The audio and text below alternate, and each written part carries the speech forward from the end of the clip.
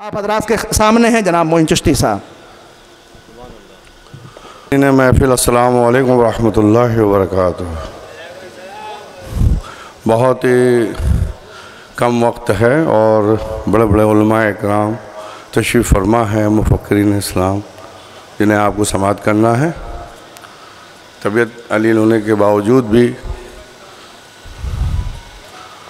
جو انسانیت کا علمبردار ہے، اتحاد بین المسلمین کا ہمیشہ سے کوشش کرتے ہیں ہندوستان کی سرزمین پہ عالی جناب مولانا سید قلب جواد صاحب قبلہ، اللہ تعالیٰ انہیں طول عمر عطا فرمائے، اور یہاں لکھنؤ کے علماء اکرام جن کی ہمیشہ کوشش رہتی ہے کہ تمام انسانیت میں اتحاد و اتفاق قائم رہے، تو لہٰذا یہ وہ سرزمین ہے جو مرکز علم و ادب ہے۔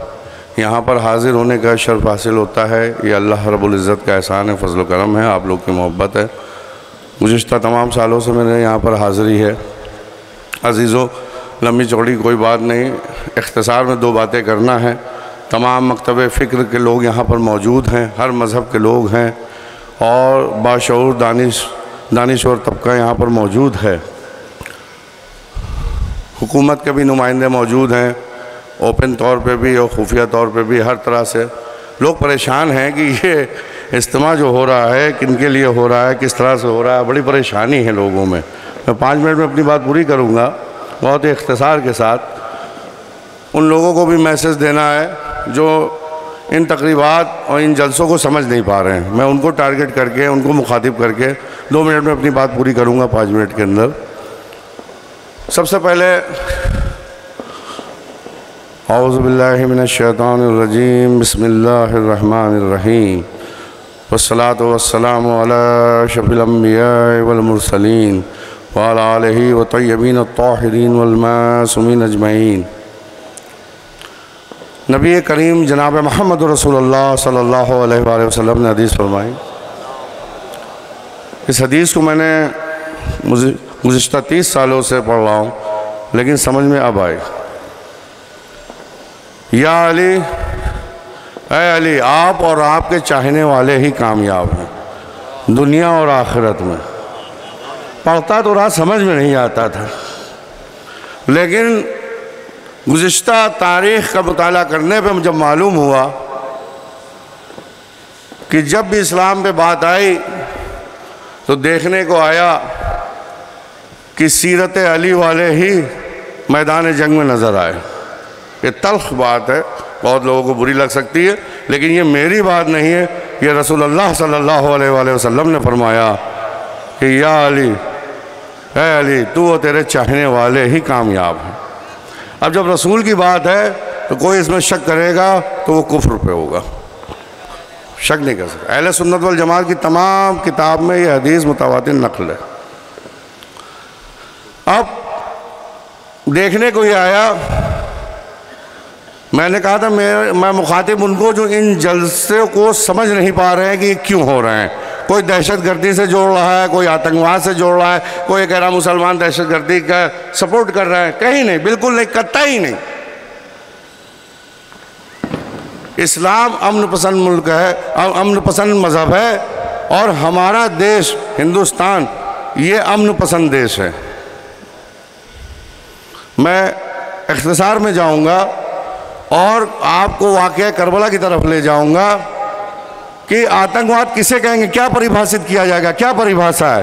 کیا یہ پریبھاشا ہے کہ جو مظلوم کا ساتھ دے وہ آتنکوادی ہے، یا جو ظالم کے خلاف کھڑا ہے وہ آتنکوادی ہے؟ ہم کو دنیا میں بتائے، یہ ملک آزاد ہوا ہے، ابھی آزاد ہوئے کتنے سال ہوئے ہیں؟ ہمارے وہ بزرگ موجود ہیں جنہوں نے انگریزوں کا دور دیکھا ہے، کس قدر ظلم تھا یہاں پر۔ کیا اس ملک کو آزاد کرانے کے لیے جنہوں نے قربانی دی، ان کا کیا مقام تھا؟ اس زمانے میں انگریز انہیں کیا کہتے تھے، آج ہم انہیں کیا کہتے ہیں؟ کیونکہ انہوں نے انسانیت کے لیے، اس ملک کے لیے قربانی دی۔ اسی طرح سے کربلا کی سرزمین پہ میں بہت ہی گورنویت اور بہت ہی فخر والا محسوس کرتا ہوں کہ میرا تعلق اس سرزمین سے ہے جہاں سے امام حسین رضی اللہ تعالیٰ عنہ کی مدد کے لیے لشکر گیا ہندوستان سے۔ کیوں؟ کیونکہ اس وقت سب سے بڑا ظالم و جابر جو حکمراں تھا وہ یزید تھا. یہ پوری دنیا کہتی ہے اور مانتی ہے. اس کے خلاف اگر کوئی کھڑا تھا تو فرزند رسول کھڑے تھے. اور ان کی مدد کے لیے اگر کوئی ہندوستان سے ضعیف تاریخ ہو یا قوی ہو اس سے مطلب نہیں ہے، لیکن تاریخ ہے کہ ہندوستان سے ہندوؤں کا ایک لشکر مولا حسین کی مدد کے لیے گیا.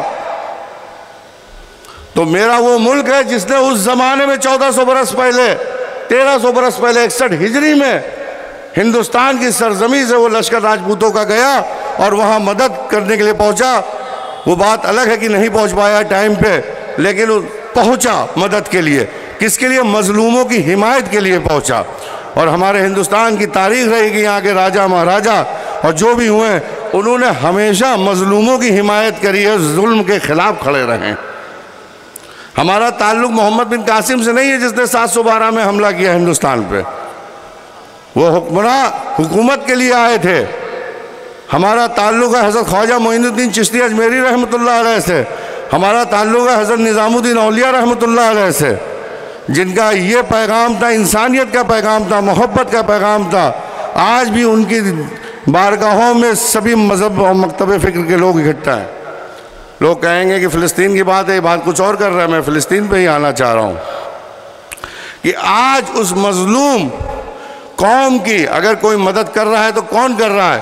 اگر ایران کر رہا ہے، کوئی گروہ کر رہا ہے، تو اسے آپ دہشت گرد کہیں گے یا انسانیت کا مددگار کہیں گے؟ وہاں عورتیں اور بچے پر ظلم ہو رہا ہے. پوری میڈیا دیکھ رہی ہے، دنیا دیکھ رہی ہے، سب دکھایا جا رہا ہے. آج ان غریبوں کی مدد کے لیے اگر کوئی مدد کر رہا ہے تو کون کر رہا ہے؟ یہ وہ کر رہے ہیں جن کے اندر جذبہ حسینی ہے اور کردار حیدر کرار ہے. تو رسول نے جو فرمایا کہ علی آپ اور آپ کے چاہنے والے ہی کامیاب ہیں، تو خمینی صاحب کے سامنے جب ایک مسئلہ آیا، سارے افسران آرمی کے اور وزراء سب بیٹھ گئے اور کہنے لگے جو حضور آپ نے فتویٰ دیا اسے واپس لے لیجئے. کہا کیوں؟ کہا اگر نہیں لیا تو ایران مٹ جائے گا. کہا اچھا، کیا اور کیا ہو سکتا ہے؟ کہا ہم پہ پابندی عائد ہو جائے گی، ہم بھوکے مرنے لگیں گے. کہا اور کیا ہو سکتا ہے؟ ہمیں میڈیسن نہیں ملے گی، ہمارے بچے بغیر دوا کے مرنے لگیں گے، ایران تباہ و برباد ہو جائے گا. کہا اور کیا ہو سکتا ہے؟ کہا مکمل طور پہ ایران کو ختم کیا جا سکتا سب مل کے. یہ جو آپ نے فتویٰ دیا ہے ایک شیطان کے خلاف جس نے رسول اللہ کی شان میں گستاخی کری ہے، آپ واپس نے کہا بتاؤ اور کیا ہو سکتا ہے؟ کہا سب کچھ ہو جائے اور ناموس رسالت مٹ جائے یہ مجھے برداشت نہیں. ایران مٹ جائے لیکن ناموس رسالت قائم رہے. یہ اس مرد مجاہد نے کہا تھا اپنے وقت میں کہ ایران مٹ جائے لیکن ناموس رسالت قائم رہے. اور آج میں دیکھ رہا ہوں انہی کے نائب ہیں کہ دیکھ رہے دنیا باشعور کہہ رہی ہے ایران مٹ جائے گا، برباد ہو جائے گا. وہ کہہ رہے لاکھ برباد ہو جائے لیکن انسانیت مٹ جائے مجھے گوارا نہیں ہے. انسانیت مٹ جائے یہ مجھے گوارا نہیں ہے. آج تاریخ لکھے کہ جو لوگ ظالموں کے ساتھ کھڑے ہیں وہ دیکھیں گے آنے والے وقت میں ان کا حشر کیا ہوتا ہے. ظالم کبھی کسی کا ہمدرد نہیں ہوتا ہے، کبھی کسی کا وفادار نہیں ہوتا ہے، کبھی کسی کا ساتھی نہیں ہوتا ہے. تو لوگوں آج ضرورت ہے نبی کے قول پہ چلنے کی. آج ضرورت ہے صحابہ اکرام رضوان اللہ تعالیٰ علیہم اجمعین کے اسوہ حسنہ پہ عمل کرنے کی، اولیاء کاملین کے نقش قدم پہ چلنے کی، قرآن و حدیث پہ عمل کرنے کی. اور اللہ رب العزت کا شکر احسان ہے کہ ہم اپنے سوتنتر بھارت میں اپنی بات کہنے کے لیے مکمل طور پہ ہم کو قانون اختیار دیتا ہے کہ ہم اپنی بات کو کہہ سکتے ہیں، آزادانہ خیال سے کہہ سکتے ہیں، لیکن قانون کے دائرے میں. تو لہٰذا یہاں پر ہم اپنی بات رکھتے ہیں کہ یہ کوئی دہشت گردوں کے سپورٹ کے لیے پروگرام نہیں ہے، یہ انسانیت کے لیے، مظلوموں کی حمایت کے لیے رکھا گیا تاکہ پوری دنیا جانے کہ ظلم کون کر رہا ہے اور ظالم کون ہے اور مظلوم کون ہے. لہٰذا ہمارے ہندوستان میں چاہے حکومت کسی کی بھی رہی ہو، چاہے مانیے شری اٹل بہاری واجپئی ہوں، لیکن سیاسی طور پہ انہوں نے بھی فلسطین کا سپورٹ کیا، اسرائیل کی مخالفت کی. یا نہرو جی کا وقت رہا ہو، یا اندرا گاندھی جی کا وقت رہا ہو، یا ہمارے موجودہ پردھان منتری وزیر اعظم کا وقت رہا ہو، انہوں نے سب سے پہلے وہاں پر جو ہے وہ مدد کی ایڈ پہنچائی اور اسرائیل کا مخالفت کیا. لہٰذا ہمارے ملک کی یہ پالیسی ہے اور انسانیت کی، اور جو لوگ بھی یہاں بستے ہیں کیونکہ ہندوستان میں ہر قوم و مذہب کے لوگ بستے ہیں. لہٰذا میرا وقت پورا ہو چکا ہے. 5 منٹ کا وقت دیا گیا تھا. بس اختصار میں یہ ہے کہ ہم ہندوستانی ہیں، ہمارا فرض ہے پوری دنیا میں انسانیت کو پھیلانا اور انسانیت کو فروغ دینا، اور جو انسانیت و مانوتا کے دشمن ہیں ان کے خلاف کھڑے ہونا. جے ہند، جے بھارت. السلام علیکم ورحمۃ اللہ وبرکاتہ.